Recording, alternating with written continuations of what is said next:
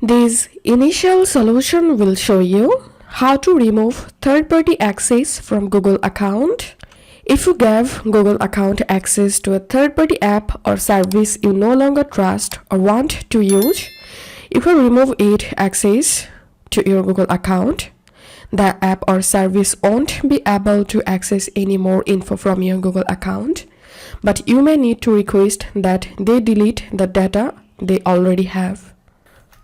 So first of all, open your Gmail and click on your profile and click on Manage your Google account.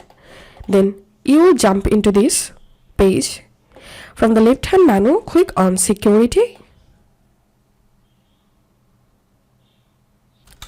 And here scroll down under the third-party apps with account access section. Click on Manage third-party access. Now select the app or service you want to remove and click on Remove Access.